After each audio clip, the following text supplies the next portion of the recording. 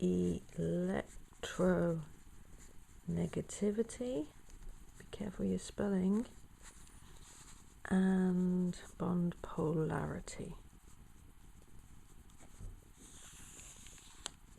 Electronegativity and polarity.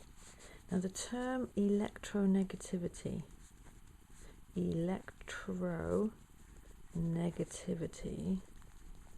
the definition is the ability of an atom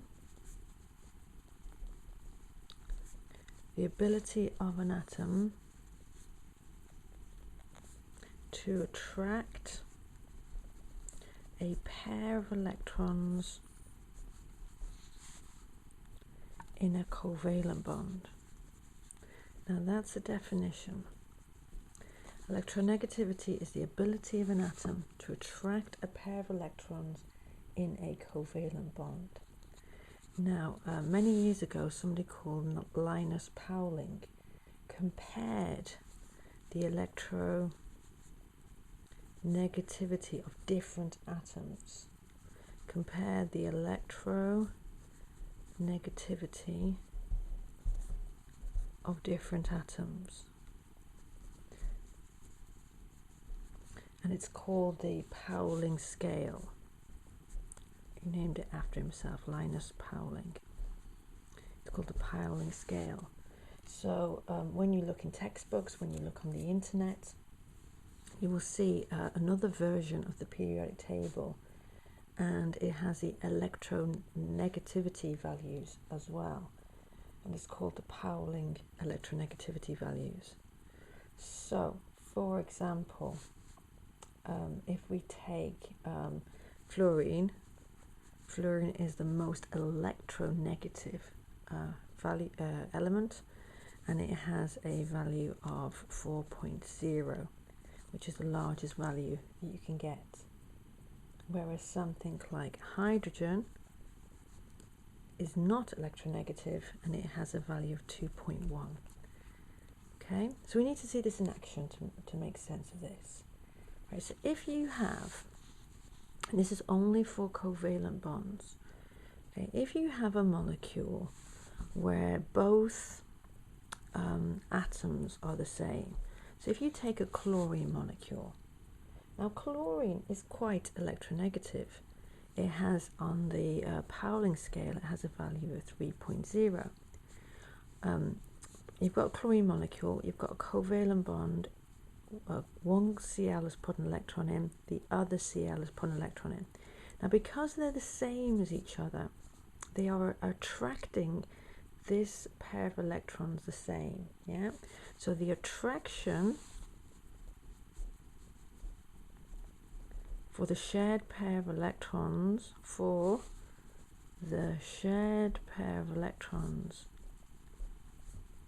is the same, because they're the same element attracting the pair of electrons.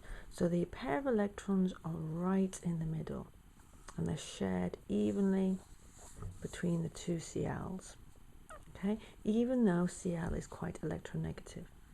And that is a covalent, sometimes it's called a pure covalent bond, and we would say that this molecule is non-polar. Okay, a non-polar bond, a non-polar molecule. Right. So it's not just if you have the two same atoms.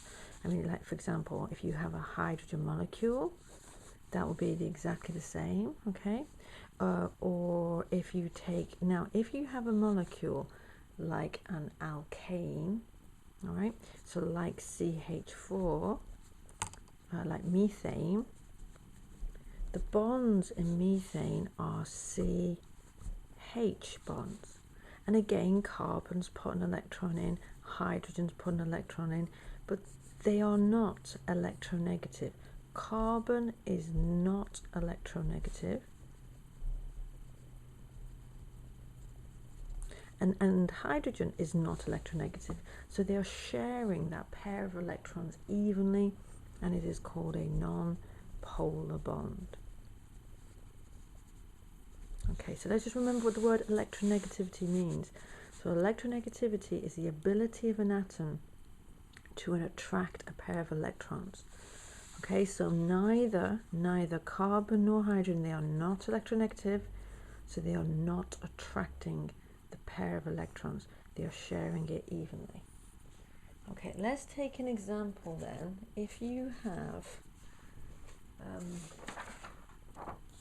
for example, HCl is a good example. Okay, if you take HCl, the bond HCl, right? So Cl has a Pauling electronegative number of 3.0.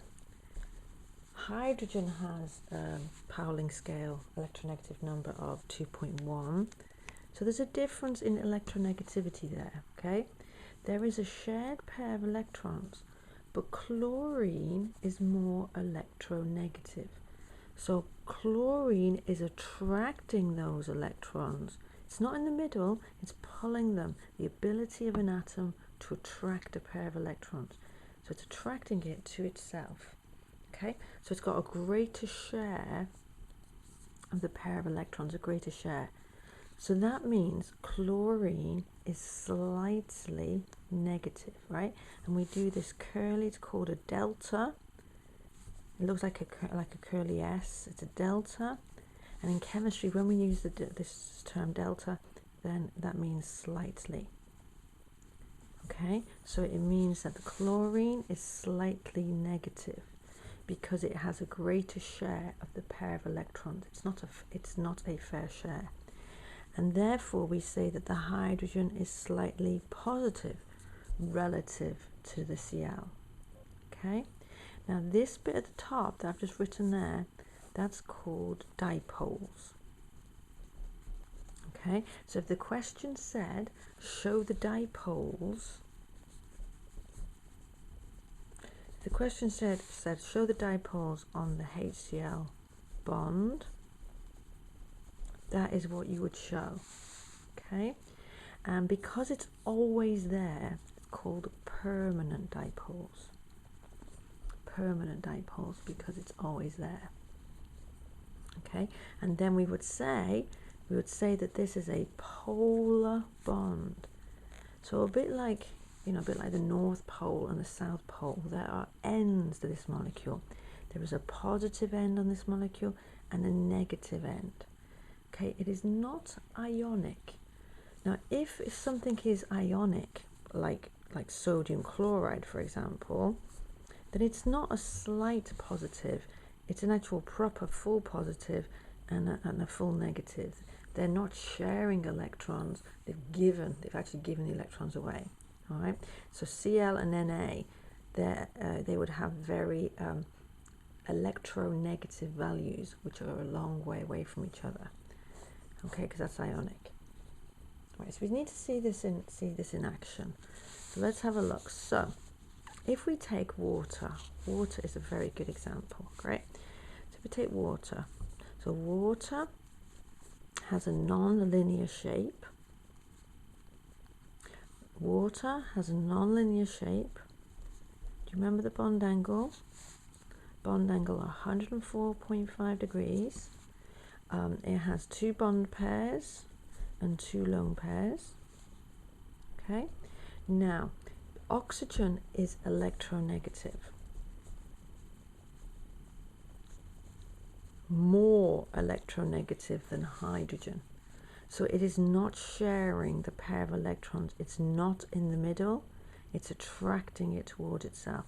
So oxygen is going to become slightly negative and the hydrogen is going to become slightly positive. And then also this hydrogen as well. You do all the hydrogens. You only put one slightly negative. You don't put 2 slightly negatives. Okay, so what I have shown is I have shown the dipoles on this molecule. That is what I've done at the moment. Okay, they are permanent dipoles. They are always there. Now, okay, so this molecule has got polar bonds. They're called polar bonds. Okay, and the whole molecule is also polar. Okay, this is because the dipoles are going in the same, well, very close in the same direction. They are reinforcing, the dipoles are reinforcing each other and making it a larger dipole, because it's all pushing towards the negative oxygen at the top. Okay, so we say that it is a polar, the whole molecule is polar. Now if we take another example, we take carbon dioxide. Okay, carbon dioxide.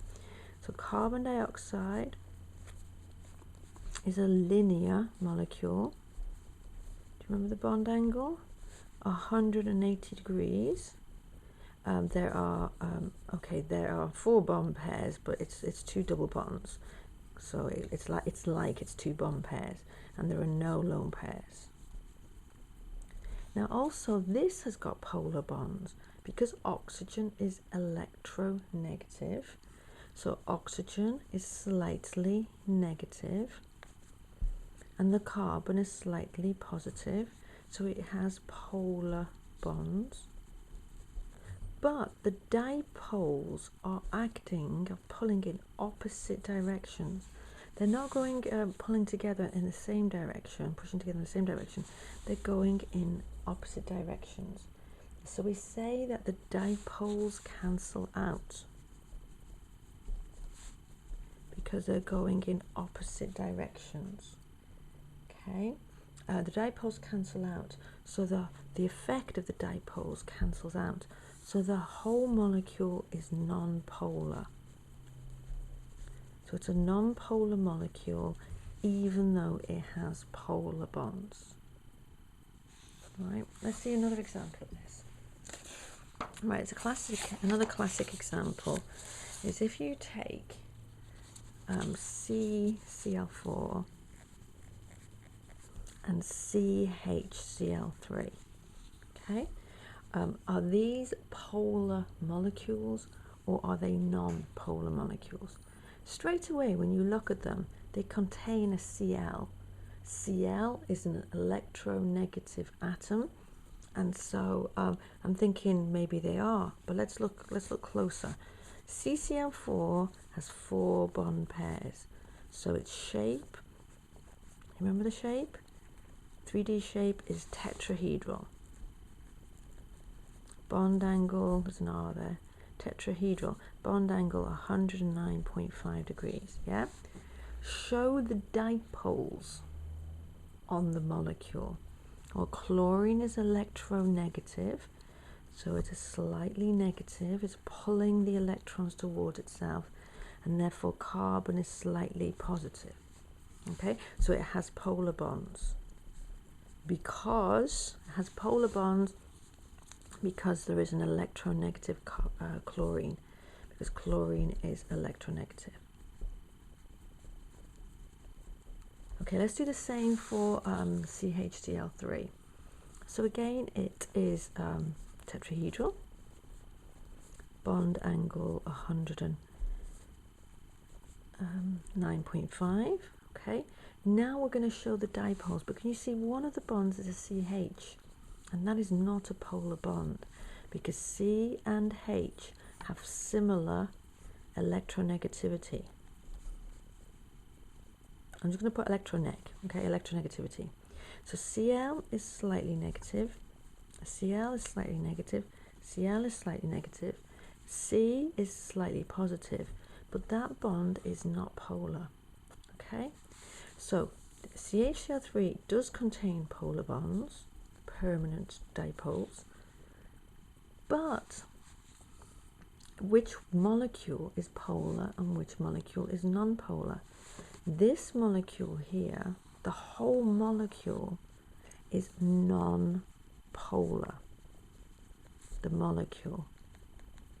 And that is because the dipoles, the effect of the dipoles cancels out. Okay, it's going in opposite directions and it cancels out. So this is a non-polar molecule because the dipoles cancel out. They're going in opposite directions. There isn't a positive end and a negative end to this molecule. There's a positive center, negative all the way around. This is a polar molecule because you have one bond that is different and the dipoles are not cancelling out. You have a positive end and you have a negative end. So it's a polar molecule. Okay, now the way to work this out, simple way to work it out. Okay, so if the molecule is symmetrical, and by symmetrical, what we mean by that is all the bonds are the same, and no lone pairs. Okay, so for the symmetrical molecule, then the dipoles will cancel out. And so it is non-polar, okay? Whereas if it's an unsymmetrical molecule, okay, which is what CHCl3 is, because it's got a CH bond, the dipoles will not cancel out. Their effect will not be opposite of each other. Will not cancel out, and it will be a polar molecule. Okay, so even though you can have polar bonds within a molecule, this is the whole molecule is non-polar. This molecule is polar. Okay, and then one final thing which we mentioned, I'm going to squeeze it on the bottom of this piece of paper, is when you have sodium chloride. So sodium chloride, sodium chloride, as mentioned last time, sodium chloride dissolves in water. Remember, sodium chloride is ionic, with the opposite ions, oppositely charged ions next to each other. Okay, it does dissolve in water because water is a polar solvent.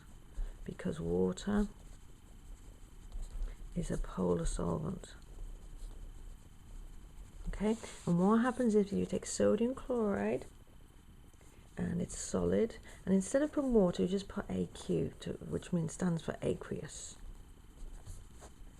And the sodium ions get surrounded by water, and the chloride ions get surrounded by water, and the water can break down the ionic lattice.